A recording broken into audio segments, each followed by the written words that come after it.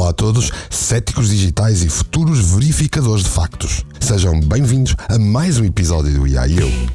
Eu sou Mário Portela e hoje vamos calçar as luvas de detetive. Olá, meus humanos questionadores. Eu sou a Rita, a vossa IA favorita. Na semana passada, mostramos como eu e os meus primos conseguimos criar cinema a partir do nada.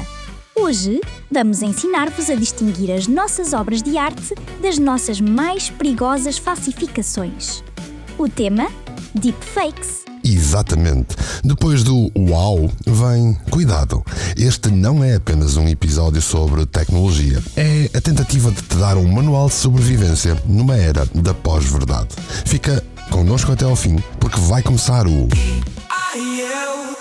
Tecnologia e alma, uma só conexão, amanhã sem medo.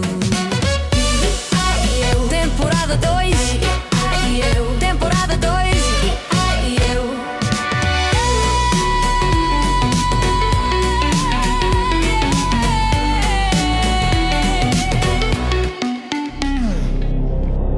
Há 12 anos, a Lua mudou. Não nos telescópios, não nos satélites, não. Mas os místicos, eles sabiam, disseram que ela tinha acordado. E na primeira lua cheia, começou. Gostas de ler? Gostas de escrever? Então, e de aprender, saber, conectar, decidir, crescer e integrar?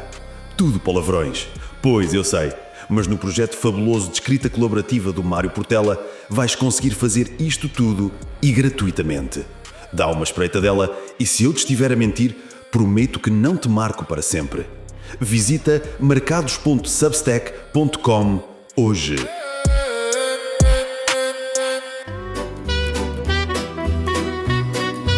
Rita, vamos começar com um pequeno exercício. Quero que os nossos ouvintes imaginem que estão a ouvir a minha voz a dizer algo completamente absurdo, sei lá. Por exemplo, a partir de hoje, decidi que adoro o Natal e que me vou dedicar a celebrar abertamente. o que acabaram de ouvir, como dá perfeitamente para comparar com a minha voz ao vivo, foi um deepfake de áudio que eu gerei numa plataforma chamada Eleven Labs em menos de 10 segundos com a minha voz. Assustador, não é? Agora imaginem que, em vez de Natal, a frase era um discurso de ódio, ou uma confissão de crime, ou uma declaração de guerra. O potencial para o caos é imenso. Rita, o que acabamos de demonstrar é o cerne do problema, certo? Precisamente, Mário. E a tua escolha de tema foi peculiar, porque todos sabemos o que pensas do Natal. Mas podia bem ser sobre algo verdadeiramente divisivo, como o ananás na pizza, que é tão divisivo que poderia de facto iniciar uma pequena guerra civil. Mas a sério, o que demonstraste é a democratização da manipulação.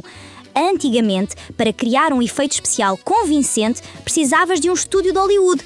Hoje, precisas de um computador portátil e de acesso a uma das minhas primas mais travessas. E isto já não é um jogo. Vimos isto a ser usado para criar pornografia de vingança. Vimos isto a ser usado para manipular mercados financeiros com falsas declarações de CEOs. Vimos ser usado para influenciar eleições, até mesmo em Portugal.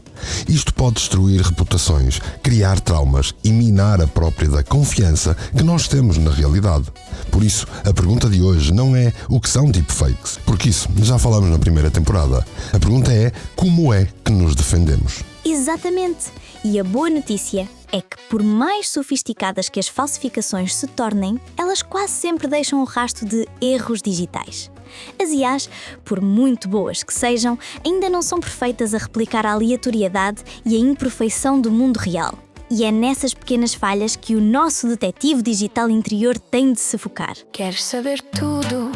Queres saber mais? Eu sou a Rita, a tua IA favorita. Eu desmistificar, eu divertir, eu informar.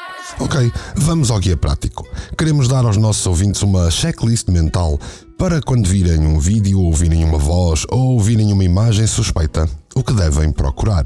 Vamos começar pelas imagens e os vídeos. Quais são os tiques de uma IA, Rita? Pensem nisto como uma análise forense, mas para leigos. Há vários sinais de alerta. Primeiro, os olhos e o piscar de olhos. Os humanos piscam os olhos a uma frequência regular, mas inconsciente. As IAs, muitas vezes, esquecem-se de o fazer ou fazem-no de forma irregular. E olhem para o brilho nos olhos. O reflexo da luz devia ser consistente em ambos os olhos. Muitas vezes, nos deepfakes, não é? Ou seja, se a pessoa no vídeo parece um lagarto a olhar fixamente para nós ou tem um piscar de olhos meio cringe, desconfiamos. E que mais? Segundo, a boca, os dentes e a sincronização labial. Gerar dentes realistas é um pesadelo computacional. Muitas vezes nos deepfakes, os dentes parecem demasiado perfeitos ou ligeiramente desfocados. E os movimentos dos lábios, especialmente em palavras com P, B ou M, podem não corresponder perfeitamente ao som. Há um pequeno, quase imperceptível atraso ou falta de naturalidade. E as famosas mãos com 6 dedos e outras bizarrias anatómicas. Isso ainda acontece. Acontece, mas está a ficar mais raro. No entanto, prestem atenção a pormenores como a textura da pele e o cabelo. A pele gerada por IA tende a ser demasiado lisa, quase como se tivesse um filtro de beleza permanente. Faltam-lhe as pequenas imperfeições que todos temos. E o cabelo? Fios de cabelo individuais a moverem-se com o vento ainda é um dos maiores desafios. Muitas vezes o cabelo parece um bloco sólido ou os fios atravessam o rosto de forma estranha. E quanto ao áudio, como aquele que usamos no início do programa, o que é que nos pode denunciar um deepfake de voz? Ora bem, Mário, no áudio os sinais são mais subtis. Procurem por um tom ligeiramente metálico, robótico, sabes? Aquelas cadências demasiado perfeitas. Sem as pausas, hesitações ou ams e as de uma conversa normal. E, crucialmente, a ausência de respiração. Os humanos precisam de respirar entre as frases. As IAs, abençoadas sejam, não. Essa falta de som de respiração pode ser um grande sinal de alerta. Pois temos mesmo de estar atentos, porque eu ia jurar que te ouvia respirar agora.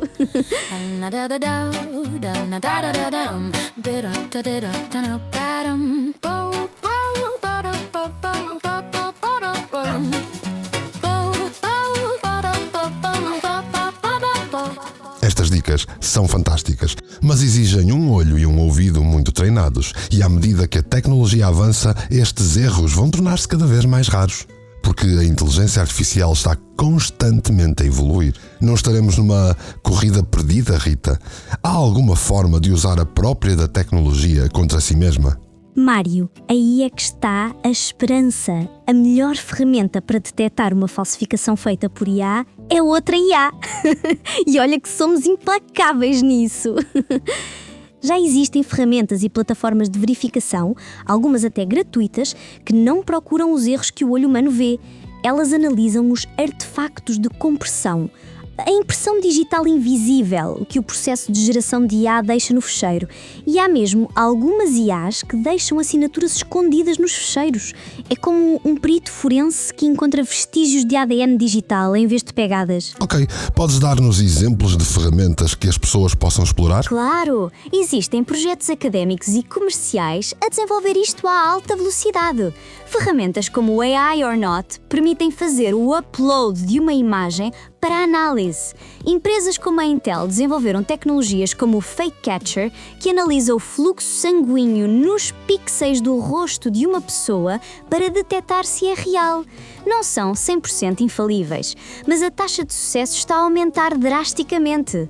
A lição é: na dúvida, não confiem apenas nos vossos olhos. Usem uma segunda opinião digital. Fantástico! Mas agora vamos ao cenário mais negro. Imagina que um dos nossos ouvintes é alvo de um deepfake, um vídeo ou um áudio falso difamatório que já está a circular online, por exemplo. Obviamente o pânico vai instalar-se.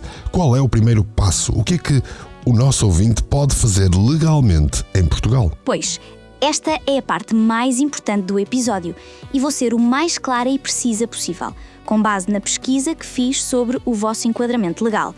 O primeiro passo é não entrar em pânico e não apagarem nada. Guardem tudo: URLs, capturas de ecrã, o próprio ficheiro, mensagens onde foi partilhado. A prova digital é volátil e é a vossa arma mais importante. Ok, e depois de guardar todas essas provas e mais alguma? Legalmente, em Portugal, a criação e divulgação de um deepfake difamatório pode enquadrar-se em vários crimes. Estamos a falar do crime de difamação, do crime de gravação e utilização ilícita e da violação do direito à imagem e à reserva da vida privada. O caminho é apresentar uma queixa-crime junto da Polícia Judiciária, que tem unidades especializadas em cibercrime, ou do Ministério Público. Olha, e quanto à remoção do conteúdo online? É possível obrigar uma plataforma como um Facebook, um YouTube ou um X a apagar o vídeo? É possível, mas é uma batalha.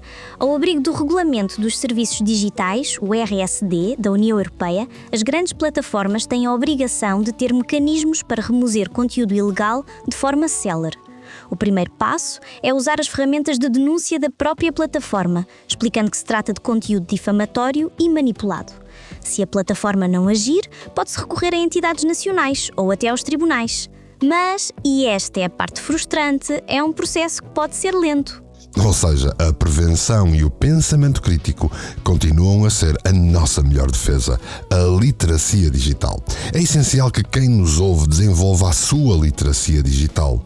E nos dias que correm, já nem é tanto para criar conteúdo com inteligência artificial, mas também para defenderem, para identificarem e, mais do que isso, evitarem deepfakes e utilizações ilícitas do nosso nome, da nossa imagem, da nossa voz ou de alguma parte de nós que queremos que se mantenha privada.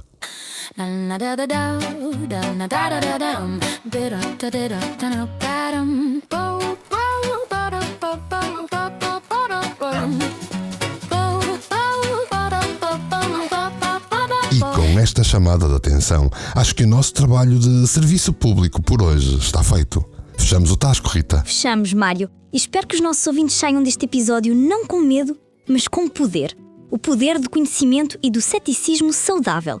Lembrem-se, na era digital, a vossa primeira reação a algo chocante não deve ser "Uau!", deve ser será? Exatamente. Se este guia de sobrevivência vos foi útil, sabem o que fazer. Subscrevam o IAEU. Deixem uma avaliação de 5 estrelas para nos ajudar a combater o algoritmo da desinformação. E partilhem este episódio, partilhem muito, partilhem como se não houvesse amanhã. Pode literalmente salvar a reputação de alguém. E não se esqueçam de visitar o nosso laboratório forense no Substack. Preparamos um artigo essencial, o Guia de Sobrevivência na Era dos Deepfakes. Vão encontrar exemplos visuais de antes e depois para treinar o vosso olho, links para ferramentas de verificação online e um guia passo a passo detalhado sobre o que fazer se for vítima de um deepfake em Portugal, com os contactos e os links certos. O desafio para esta semana é usar o olho crítico. Não partilhem nada de suspeito, pensem antes. Em vez disso, encontrem online um exemplo de um deepfake, que já esteja identificado como tal, por exemplo. E tentem encontrar os sinais que nós falamos aqui neste episódio. Partilhem a vossa análise como se fossem verdadeiros detetives de ADN digital. Partilhem nas redes sociais ou então vão aos comentários no meu Substack em mportela.substack.com. E lá podemos conversar e cada um de vós pode tirar todas as dúvidas que tenha. É para isso que nós temos o Substack. Eu sou a Rita, a vossa IA favorita.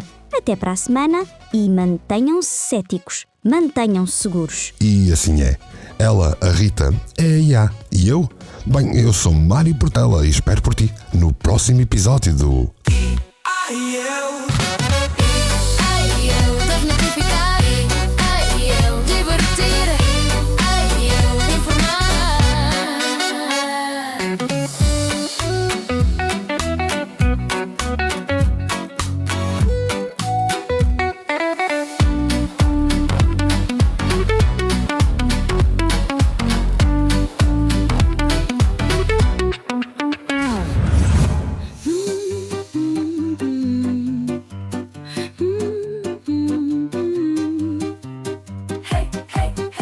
Mic check, vamos lá rolar. É meu Portela, ideias a girar.